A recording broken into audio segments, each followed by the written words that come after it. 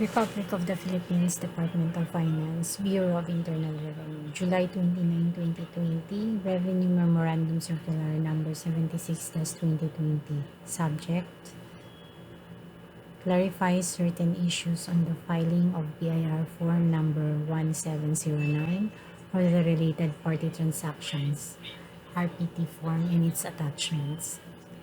2. All revenue officers, employees, and others concerned. This circular is issued to address the frequently asked questions regarding the submission of BIR Form Number 1709 or the RPT form and its attachments pursuant to Revenue Regulations RR Number 19-2020. Question 1. What is the rationale for the issuance of Revenue Regulations RR Number 19-2020? RR Number 19-2020 was issued to ensure that proper disclosures of related party transactions are made and that these transactions have been conducted at arm's length so as to protect the tax base. Ultimately, it is aimed at improving and strengthening the BIR's transfer pricing risk assessment and audit. With the information gathered in the RPT form and its attachments, the BIR will be able to perform transfer pricing risk assessment and make an informed decision at the early stage whether or not to conduct a thorough review or audit of a particular entity or transaction. In this way, and given its limited resources, the BIR will be able to focus its audit and commit its resources only on the most important transfer pricing issues. Question 2. How is the BIR going to use the information contained in this new form? How will BIR operationalize RR number 19-2020 and check the compliance of taxpayers? Will there be another RAMO for the guidance of revenue officers or tax examiners conducting transfer pricing audit? As aforestated, the objective of this new form is to improve and strengthen BIR's transfer pricing risk assessment and audit. It shall be used to monitor compliance with the transfer pricing documentation, TPD. In practice, the new form will give the BIR an initial assessment of the following. Number 1, total gross amounts of related party transactions per relationship type. Parent entities with joint control or significant influence over the entity, subsidiaries, associates, joint ventures in which the entity is a joint venturer, key management personnel of the entity or its parent, other related parties. The countries with whom the Philippine taxpayer has entered into related party transactions, as well as the details about the foreign related party entity. Nonetheless, the BIR will still study and analyze the information in the form and TPD when selecting taxpayers to be subjected to tax investigation under its audit program, in addition to other information such as level of profitability and tax paid in the Philippines. The examiners are expected to conduct a more detailed transfer pricing analysis of individual transactions and prices based on a functional analysis taking into account the economically significant activities and responsibilities undertaken, assets used or contributed, and risks assumed by the parties to the transactions, and comparability analysis between controlled and uncontrolled transactions. As regards enforcement of international cooperation between treaty partners through the exchange of information, with this new form, it will now be easier for the BIR to identify the countries to whom requests for information shall be sent for verification purposes. Thus, the Bureau sees no reason at the moment to amend Revenue Audit Memorandum Order Number 1-2019. Question 3. Who will need to complete the new form? The RPT form is to be completed by Philippine taxpayers with related party transactions, RPTs, regardless of the amount and volume of transactions. Individuals who are considered related parties of a reporting company are also required to submit the RPT form in their individual capacities. The related parties and related party transactions are set forth in Section 4 of RR number 19-2020. Question 4. When is the reporting requirement effective? Is the RPT form required to be attached to the tentative annual income tax returns, AITRs, covering calendar or fiscal year prior to the effectivity of RR number 19-2020? The RPT form is required to be attached only to the AITR. Since the law took effect on 25th of July 2020, the RPT form is now required to be submitted as an attachment to the AITR for fiscal year ending March 31, 2020, tentative or otherwise, irrespective of the date of filing of the said AITR, and to all AITRs to be submitted after such date. In other words, taxpayers who manually filed their AITR and submitted attachments for fiscal year ending March 31, 2020 prior to the effectivity of RR number 19-2020 are still required to file and submit the RPT form and its attachments. Take note that attachments to AITR for fiscal year ending March 31, 2020 are required by law to be submitted on or before July 30, 2020. However, considering the unanticipated effectivity of RR number 19-2020, 5 days before the deadline set for the filing of the required attachments to the AITR for fiscal year ending 31 March 2020, and further considering the COVID-19 pandemic situation, the taxpayers are given another 2 months from July 30, 2020 or until September 30, 2020, within which to prepare, file, and submit the RPT form and its required attachments. AITRs for calendar year 2019 or for fiscal year ending before March 31, 2020 are not covered by RR number 19-2020.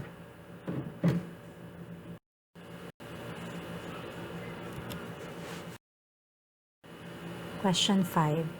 If there is an extension to submit the attachments, is there a need to fill out again and resubmit the return with the attachments, or will a photocopy suffice?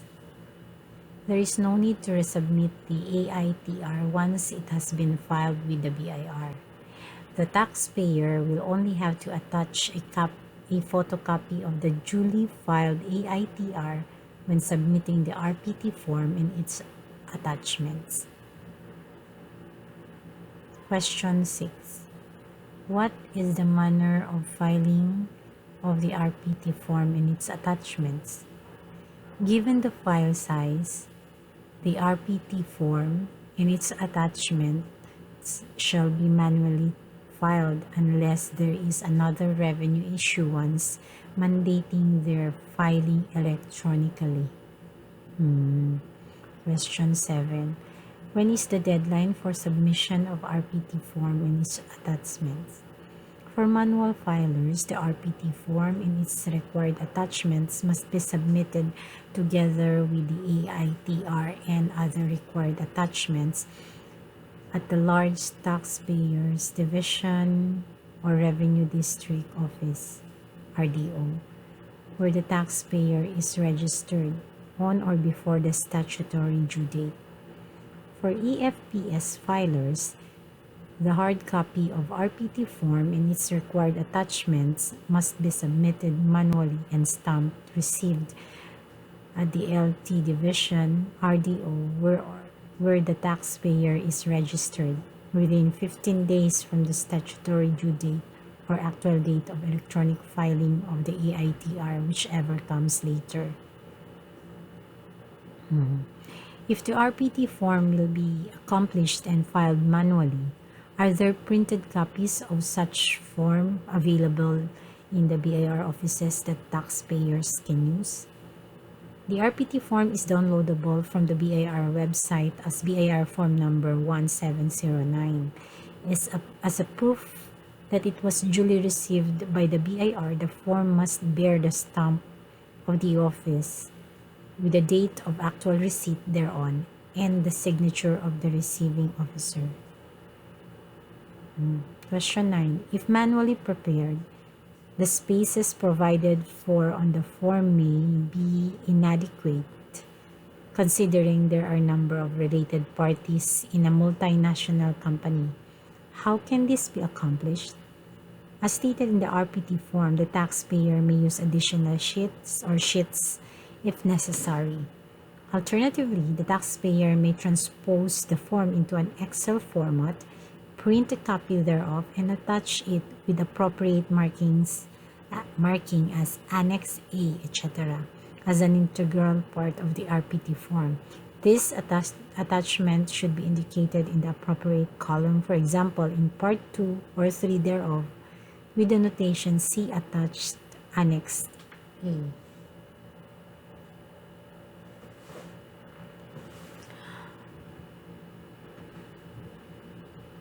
Question 10.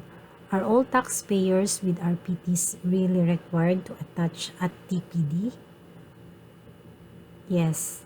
All taxpayers with related party transactions are required to attach a TPD, local or otherwise.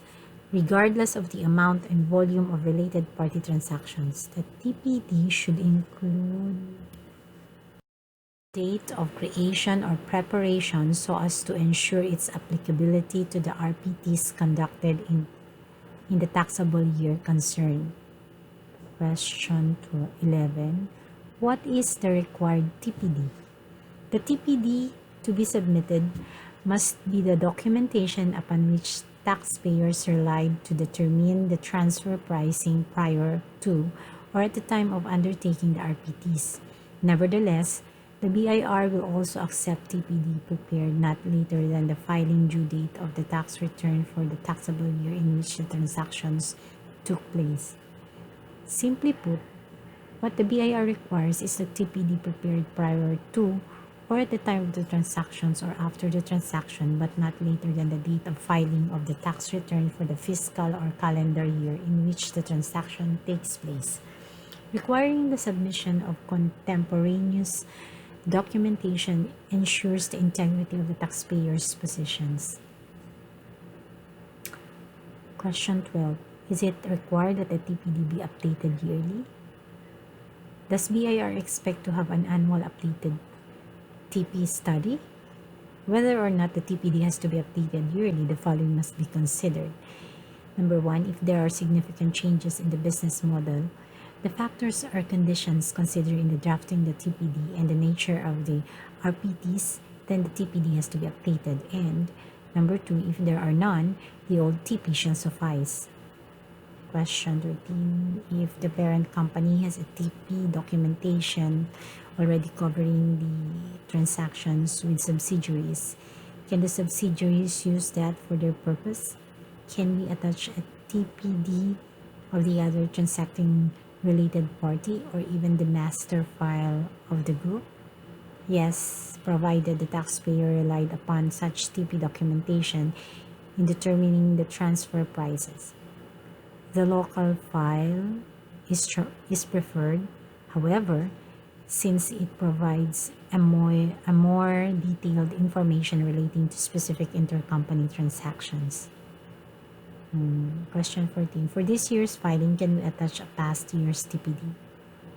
The TPD for the immediately preceding year may apply to subsequent RPTs if, number one, the transaction for which the past TPD was prepared is of the same type as the transaction undertaken in the taxable year concerned and was undertaken with the same related party or parties, and number two, the taxpayer can prove that the same conditions which were made the basis for the past TPD are squarely applicable to the RPTs in the taxable year concerned, including but not limited to the following: A. The relationship between the taxpayer and its related party. B. The conditions made or imposed between them. The transfer pricing method or methods used for the transaction, and letter D. The arm's length conditions. Question 15. Can the taxpayer rely on Philippine accounting standards, PAS 24, disclosures in the audited financial statements, AFS, when preparing the RPT form? PAS 24, as implemented in the notes to AFS, typically does not mention names of each related party. So would it suffice to just transpose the notes to AFS to the RPT form without mentioning the names of each related party? RR number 19-2020 requires full disclosure of all RPTs, which is defined as transfer of resources, services, or obligations between a reporting entity and a related party, regardless of whether a price is charged. Unlike the disclosure of related party transactions, RPTs, in the notes to the financial statements, RR number 19-2020 requires more details to be disclosed in parts 2 and 3 of the RPT form, which are not usually disclosed by the company in the financial statements. Part 2 of the form must contain the following: 1. The registered name of the related party, its address in the country of tax residence, and taxpayer identification number. Number 2, a summary of RPTs per nature of transaction. Number 3, the amount of tax paid in the foreign country on all types of income received abroad, and the amount of tax withheld on income payments to foreign related parties. And number 4, a declaration whether or not the taxpayer availed of benefits under the treaty to justify the application of tax exemption or preferential tax treatment. This part is more particular on the taxation aspect of the tax treatment of the income received from or income payments made to related parties. So, for instance, if monthly royalty payments and a one-time payment of service fees were made to the parent in 2019, two separate disclosures shall be made since the nature of transactions are different. One for the total amount of these royalty payments for the year, and another for the service fees. In addition, a declaration whether or not the foreign taxpayer availed of treaty benefit or preferential tax treatment or tax exemption as the case may be, and the amount of tax withheld on such income payment shall likewise be made. Part 3, on the other hand, must contain a more detailed disclosure of the substance of the recognized income or expenses as a result of these RPTs, to wit, number 1, the aggregate amount per transaction type and per relationship type. Number 2, the outstanding balance if payment was made on installment basis. Number 3, terms, interest or non-interest bearing, etc., and conditions, secured or unsecured, etc. And number 4, provision for doubtful debts and bad debts expense recognized during the taxable year. Thus, if a domestic corporation obtained loans from its subsidiary on different occasions, the aggregate amount of such loans, not per contract of loan, including its terms and conditions, outstanding balances, provisions for doubtful accounts and recognize bad debts for the taxable year, if any, shall be disclosed. Verification of the completeness and truthfulness of these disclosures shall be made upon the conduct of tax investigation. Question 16. The enumeration of RPTs in RR number 19-2020 is not exclusive. Are secondment arrangements with cost recovery or recharging or cost-sharing arrangements considered as related party transactions? Should dividends and redemption of shares be included in the RPT form? The enumeration of RPTs in RR number 19-2020 is not exclusive, but from the definition of RPT alone, it can be deduced that the intention is to include within the term all transactions between related parties that result in the transfer of resources, services, or obligations, irrespective of their arrangement, with cost recovery or cost sharing or recharging, and regardless of whether a price is charged. Dividends and redemption of shares between and among related parties, either paid or payable, received or receivable, though not usually covered by a TPD, should likewise be disclosed in the RPT form. Question 17. What supporting documents do we need to maintain for the dividend payments? The following documents have to be maintained as proof of dividend payment. Number 1, a notarized Board of Directors resolution approving the issuance of dividends, which shall include the amount of dividends and dates of declaration and payment, among others. Number 2, certification under oath by the corporate secretary or custodian, banks or depository account holders or broker-dealers, stating in detail the legal and beneficial owners of all issued and outstanding shares as of record date.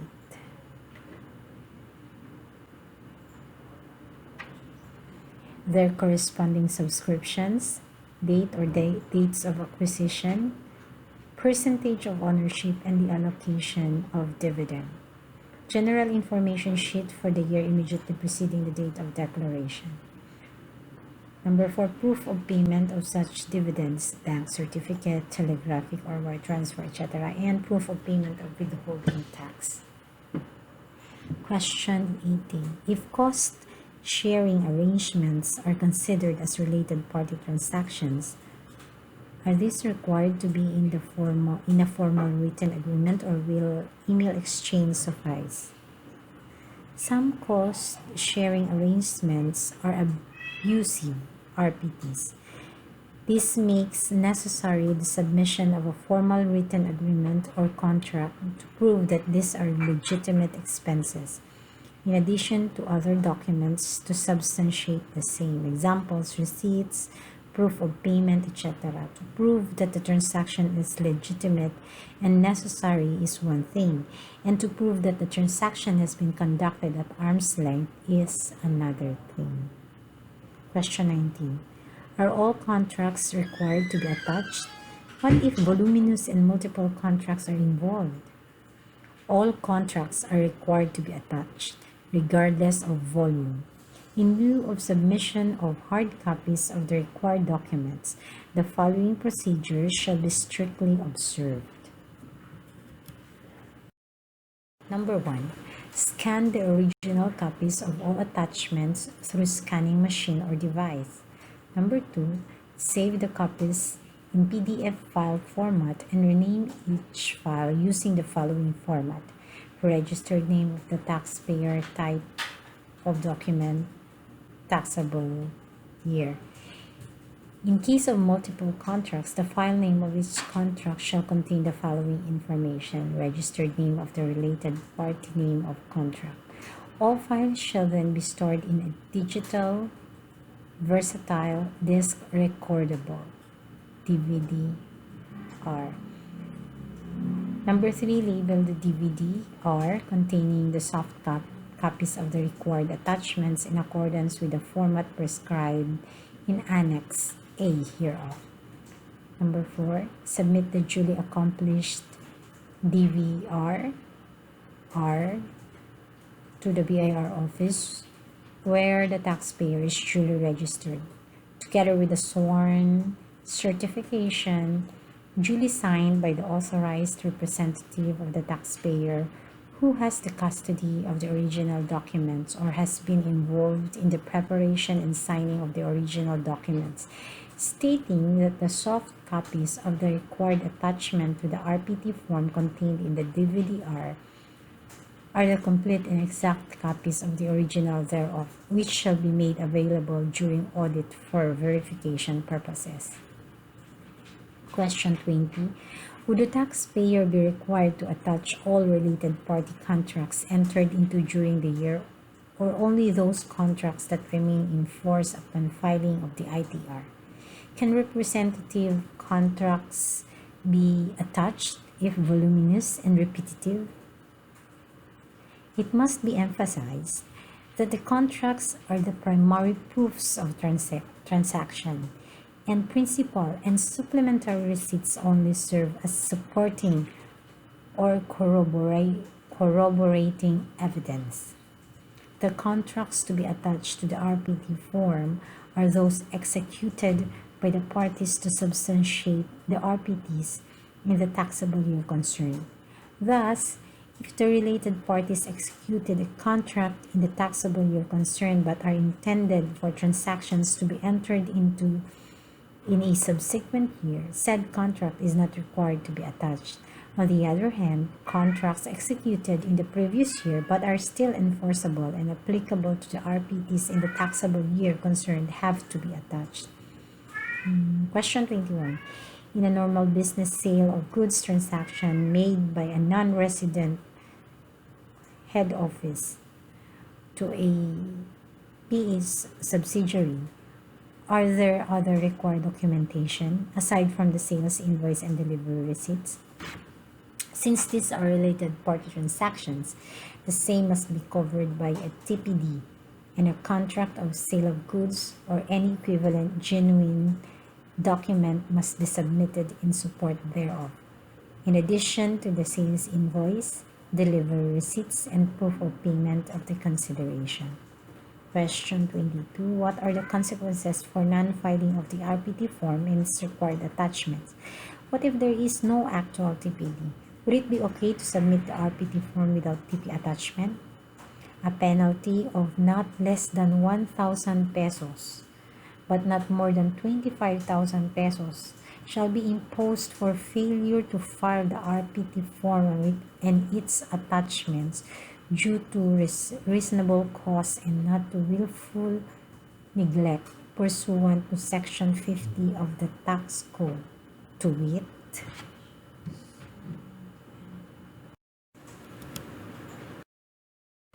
Section 250, failure to file certain information returns. In the case of which failure to file an information return, statement or list, or keep any record or supply any information required by this code or by the Commissioner on the date prescribed therefore, unless it is shown that such failure is due to reasonable cause and not to willful neglect, there shall, upon notice and demand by the Commissioner, be paid by the person failing to file, keep or supply the same, 1,000 pesos for each failure, provided, however, that the aggregate amount to be imposed for all such failures during a calendar year shall not exceed 25,000. In case of repetition of such offense, the maximum of the penalty, i.e., 25,000 pesos, prescribed therefore shall be imposed pursuant to Section 274 of the Tax Code, to wit, Section 274, penalty for second and subsequent offenses. In the case of reincidence, the maximum of the penalty prescribed for the offense shall be imposed. If after receiving valid summons to produce the said attachments, the taxpayer still fails or neglects to produce the same, the partner, president, general manager, branch manager, treasurer, officer in charge, and the employees responsible for the violation shall, upon conviction, be punished by a fine of not less than 5,000 pesos, but not more than 10,000 pesos, and suffer imprisonment of not less than 1 year, but not more than 2 years, pursuant to Section 266 of the Tax Code, which reads as follows. Section 266, failure to obey summons.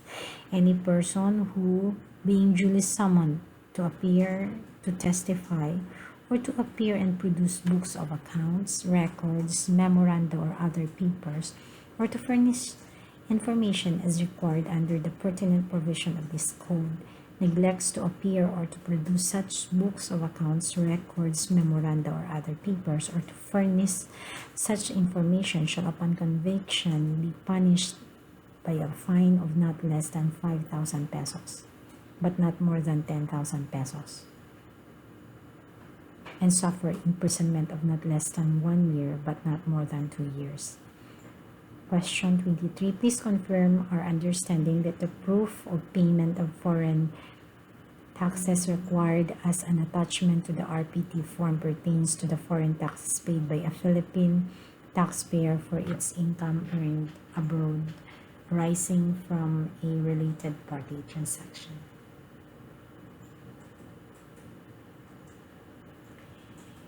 Any taxes paid to a foreign country by a Philippine taxpayer must be declared in, and the proof of payment thereof must be attached to the RPT form so the BIR would be able to compute the correct amount of foreign taxes to be credited against the tax due for the taxable year concerned, provided said foreign taxes were not claimed as deductions during the year. What if the deadline of such foreign taxes is after the deadline of the submission of the RPT form? What should we attach as a supporting documents?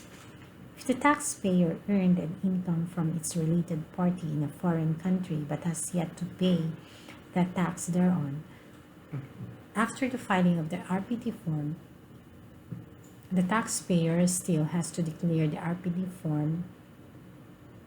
RPT form such income and indicate in the column for withholding taxes that it did not pay any tax thereon. The taxpayer must attach the relevant contract, proof of receipt of such income, and a copy of tax residency certificate issued by ITAD and submitted to the foreign country when it obtained treaty benefits. However, if the taxpayer paid the corresponding tax after the filing of the RPT form, the taxpayer must inform the tax examiner during audit of such fact and present the proof of payment thereof. Question 25. Normally, it will be the related party abroad that will have a copy of the proof of payment of foreign taxes or ruling jury issued by the foreign tax authority. Assuming the related party does not want to share these documents with the Philippine entity, arguing that the BIR does not have power over it, will the BIR insist on getting a copy of these documents? The Philippine taxpayer is typically the one who bears the income tax on any income derived abroad.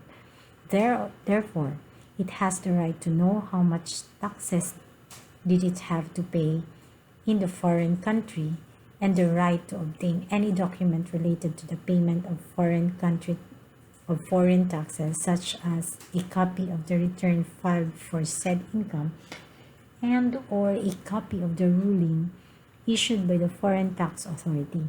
The BIR, in return, has the right to obtain the relevant information and documents from the Philippine taxpayer and, in so doing, may enforce all its rights to obtain the same within the bounds of the law. This is without prejudice, however, to the BIR enforcing its right to obtain said information pursuant to existing and effective tax treaty. Question 26. How is a document showing payment of foreign taxes or copy of foreign ruling be acceptable as proof? To be accepted as proof, the documents showing payment of foreign taxes or copy of foreign ruling duly issued by the relevant foreign tax authority must be duly authenticated or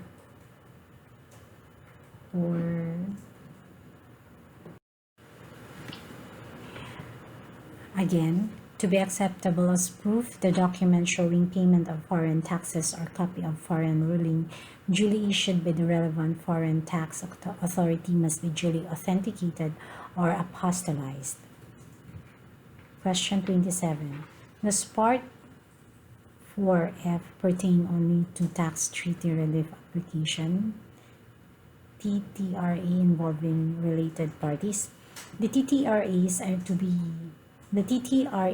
to be indicated in the RPT form must be those filed with the International Tax Affairs Division, ITAD, relative to the income payments made by the Philippine taxpayer to its related party lists.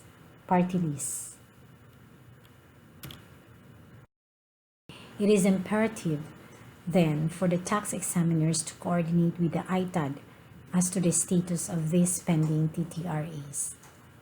Question 28. Does the RR apply to non-stock and non-profit or corporations, organizations?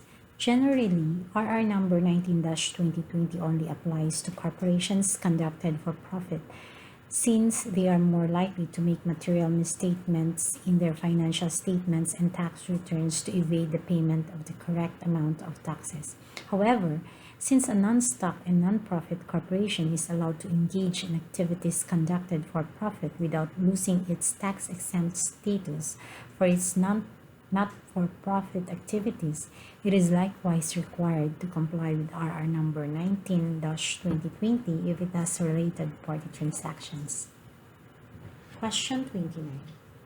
Has BIR considered data privacy rules? The tax code does not specifically ask for the data in the RPT form. Though not explicitly provided in RR number 19-2020, there is an inherent responsibility for the revenue officers to use the right to obtain information in a rational manner. Section 270 of the tax code punishes unlawful divulgence to any person or making known in any other manner than may be provided by law information regarding the business, income, or estate of any taxpayer, the secrets, operation, style, or work or apparatus of any manufacturer or producer, or confidential information regarding the business of any taxpayer, knowledge of which was acquired by him in the discharge of his official duties. The revenue officers are, therefore, obligated to ensure the confidentiality of information acquired in the exercise of their powers and shall not make them available for public use. After the submission to the BIR, the relevant information and documentation are generally subject to confidential treatment by the BIR. On the data privacy rules, it must be emphasized that the power of the Commissioner of Internal Revenue to obtain the necessary information to ascertain the correctness of any return, or in determining the liability of any person for internal revenue tax, or in evaluating tax compliance under Section 5B of the Tax Code, serves as an exception to the Data Privacy Act of 2012. Section 4E of the DPA expressly provides that the Act does not apply to information necessary in order to carry out the functions of public authority, which includes the processing of personal data for the performance by law enforcement and regulatory agency.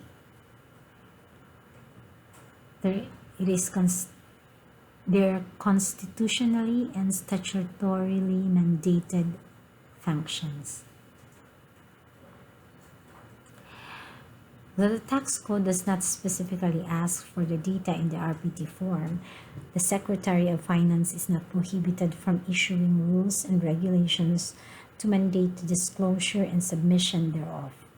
Sections 244 and 255 of the Tax Code states that the Secretary of Finance, upon recommendation of the Commissioner, shall promulgate all needful rules and regulations for the effective enforcement of the provisions of the Tax Code, which shall contain provisions specifying, prescribing, or defining the manner in which tax returns, information, and reports shall be prepared and reported, and the tax collected and paid, as well as the conditions under which evidence of payment shall be furnished the taxpayer, and the preparation and publication statistics, among others. Finally, and as mentioned in RR 19-2020, prescribing the use of RPT form was made in relation to Section 50 of the Tax Code, which empowers the Commissioner to distribute, apportion, or allocate gross income or deductions between or among related organizations, trade or business, if it is necessary in order to prevent evasion of taxes or clearly reflect the income of any such organization, trade, or business. Question 30. Banks. Banks are governed by bank secrecy law. Will this be an acceptable legal basis not to submit the required documents? The following are the prohibited acts under the Republic Act 1405 or the Law on Secrecy of Bank Deposits. Examination or inquiry or looking into all deposits of whatever nature with banks or banking institution in the Philippines, including investments in bonds issued by the government, by any person, government officials, or office. Section 2 of Republic Act number 1405, and number 2, disclosure by any official employee of any banking institution to any authorized person of any information concerning said deposits. Section 3, Republic Act number 1405. In requiring the submission of BIR form number 1709 and its required attachments, the BIR is not examining, inquiring, or looking into the deposits of whatever nature with banks or banking institution in the Philippines of any person or of the bank itself. RR number 19-2020 only requires the banks to fully disclose their related party transactions and to prove that the same were conducted at arm's length. Nothing in the said RR requires the submission of bank statements. Nonetheless, there are ways to maintain secrecy or confidentiality of said deposit or any information concerning said deposit, in case it is inevitably part of, included in, the required documents like redaction and masking. Therefore, the bank secrecy law cannot be used to justify the non-submission of the required documents. All internal revenue officers, employees, and others concerned are enjoined to give this circular the widest dissemination and publicity possible. Original signed, Cesar R. Tulay, Commissioner of Internal Revenue.